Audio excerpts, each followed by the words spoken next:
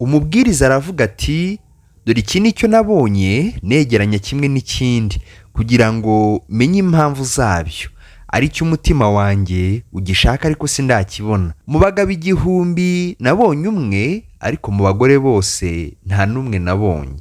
Mbese Imana irobanura abantu ku butoni?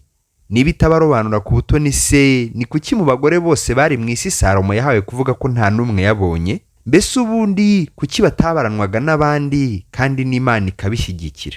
Mu busanzwe dusanzwe tuzi ko abagabo bose muri Isirayeli babarwaga, ariko Salomo avuze ikindi kintu gitandukanye n'ibyo, ko ngo mu bagabo 1000 yabonyemo umwe gusa. Mbese uyu mugabo Salomo yabonye ninde kandi atandukaniye he n'abandi bagabo? Kugira ngo tubashe gusubiza ibibazo mu buryo bwumvikana neza, ni byiza ko tubanza kureba uko byagenze ngo umugore abeho. Uwiteka Imana isinziriza uwo muntu buticura arasinzira, imukuramo urubavu rumwe ihasubiza inyama. Urwo rubavu Uwiteka Imana yakuye muri uwo muntu iruhindura umugore imushyira uwo muntu. Aravuga ati uyu ni igufwa ryo mu magufwa yanjye, ni akara ko mu mara yanjye, azitwa umugore kuko yakuwe mu mugabo. Nicyo gituma umuntu azasiga se na nyina akabana n'umugore w'akaramata, bombi bakaba umubiri umwe. Dushingiye kuri ibi, hari icyo tubona kuri uyu mugore kimutandukanya n'abandi bagore dusanzwe tuzi. Icya mbere ni uko uyu mugore atabyawe nk'uko abandi bana babyarwa, kuko waho kuvuka byawe n'undi mugore yabyawe n'umugabo. Icya kabiri ni uko inzira yanyuzemo avuka itandukanye n'izisanzwe, kuko we yavuye mu rubavu. Icya gatatu gitandukanye n'ibyo dusanzwe tuzi by'uko ubundi umugore ari usanga umugabo nyuma yo gusiga inzu ya se na nyina, uyu mugabo we niwe usiga iwabo agasanga umugore we. Mbese tukiri aha, urebye uyu mugore urabona musa? Nawe mugabo, urebye uyu mugabo urabona hari aho muhuriye? Mbese aho wabereye wabonye umugabo ugira ibisaka byara kandi akibyarira umugore we? Mu buryo bw'abantu, umugore n'umugabo babyarwa n'ababyeyi batandukanye, kandi umukobwa akaba ari we ukurwa iwabo agasanga umugabo we. Ibyo bikaba bimaze gutandukana n'ibya wa mugabo n'umugore we tumaze kubona haruguru. Mbese uyu mugabo n'umugore we yibyariye ni bantu ki? Kimwe cy'umuntu ahita abona ni uko mu rukundo rwabo umugabo agomba kuba ari we uruha cyane. Icya mbere ni uko ari we wibyarira umugore we, kandi ibyo bikabanzirizwa no gusiga ibinezeza by'iwabo.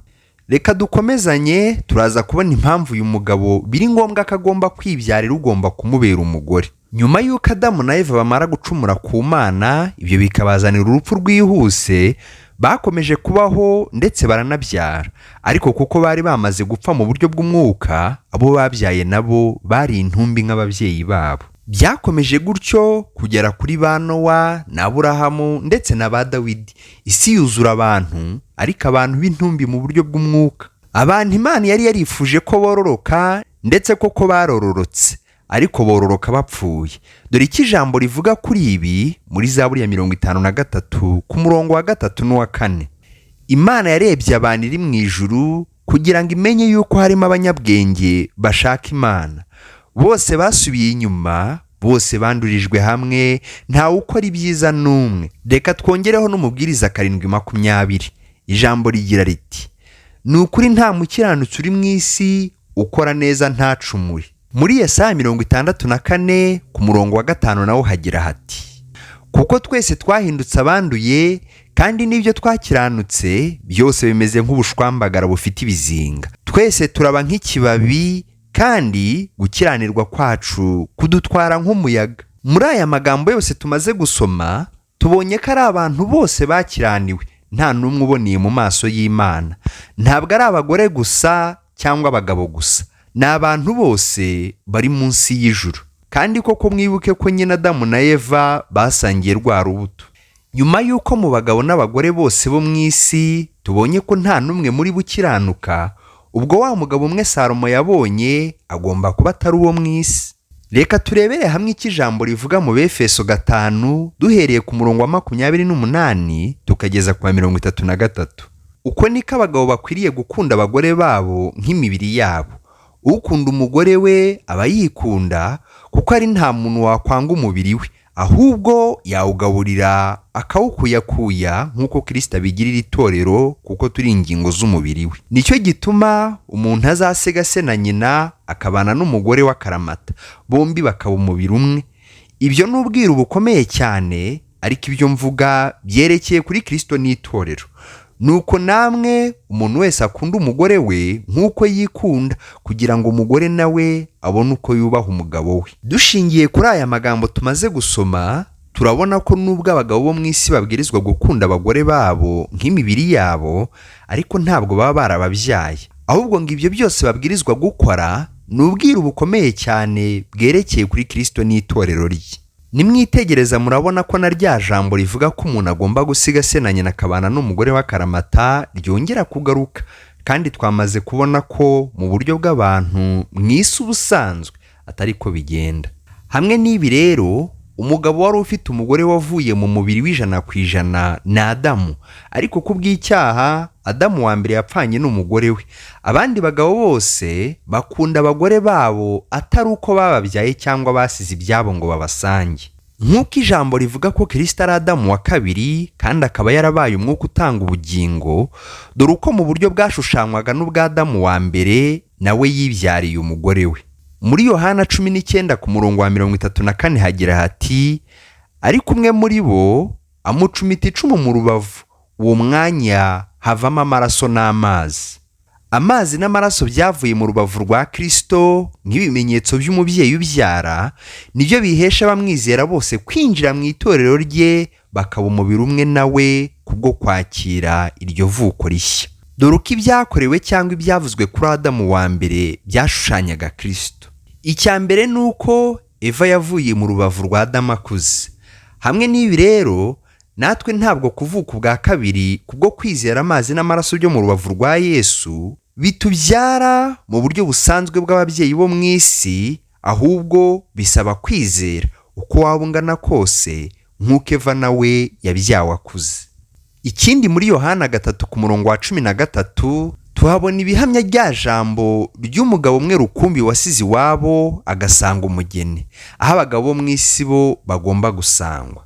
Hagira hati, nta wazamutse ngo ajye mu ijuru kiretse umwana w'umuntu wavuye mu ijuru akamanuka akaza hasi. Icya gatatu ni uko Adamu wa mbere umugore we yabonetse aturutse mu rubavu, n'umugore wa Yesu Kristo nawe akaboneka binyuze mu rubavu. Mbere y'uko tugana ku musozo, reka tubanze tuvuge ko Yesu watabyara abantu b'ubwoko bumwe, si abagore gusa cyangwa abagabo gusa.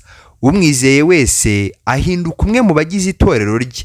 Iryo torero rye ni ryo mugore we kandi ni ryo mukumbi we, rigizwe n'abagore n'abagabo n'abana n'abakuze. Hamwe n'ibi rero, ba bagore bose Salomo yabuzemo n'umwe, n'abantu bose bo mu isi yose bakomotse kuri Adamu na Eva bari intumbi mu buryo bw'umwuka, kuko babyawe n'ababyeyi bapfuye. Nk'uko uwizeye Kristo wese hatitawe ku miterere y'umubiri we yitwa umugore wa Kristo, niko abari mu isi bose nabo bari abagore, ariko abagore bapfuye kandi banduye. Mu yandi magambo, bari abagore bundi, ari we Satani. Dore igitangaje, Kristo nawe nk'umugabo umwe mu gihumbi, ijambo mu Byahishuwe 5 rimuvugaho riti. Reka dusome umurongo wa 2, uwa 3 n'uwa 4, ubundi dusome uwa 9 n'uwa 10. Mbona marayika ukomeye abaririza n'ijwi rirenga ati, ninde ukwiriye kubumbura kiriya gitabo no kumena ibimenyetso bigifatanije? Ntihagira uwo mu ijuru cyangwa uwo mu isi cyangwa ikuzimu ubasha kubumbura icyo gitabo cyangwa kukireba. Nuko ndizwa cyane nuko hatabonetse ukwiriye kubumbura icyo gitabo habe no kukireba. Nuko baririmba indirimbo nshya bati, ni wowe ukwiriye kwenda igitabo no kumena ibimenyetso bigifatanije, kuko watambwe ugacungurira Imana bo mu miryango yose no mu ndimi zose no mu moko yose no mu mahanga yose, ubacunguje amaraso yawe, ukabahindurira Imana yacu kuba abami n'abatambyi kandi bazima mu isi. Umugabo umwe rukumbi Salomo yabonye n'uyu watinyutse gukora icyananiwe n'abari mu ijuru bose, kandi koko Imana ikabona ko ari we ukwiriye gukora uwo murimo. Hamwe n'ibi rero, mbese uyu mugabo umwe rukumbi watambwe ngo acungurire Imana abantu bo mu isi yose kuko bari bapfuye wamaze kumwizera? Niba utaramwizera ngo akwereshe amazi n'amaraso byo mu rubavu rwe, umenye ko nta mugore n'umwe ugaragara imbere y'Imana keretse umugore w'uyu mugabo umwe rukumbi utunganye mu maso y'Imana. Niba waramaze kumwizera, mwubahe cyane kuko nawe yagukunze cyane agasiga ibyiza by'iwabo akaza kugushaka iwanyu mu cyaro cy'iyi si ngo muzabane iwabo heza.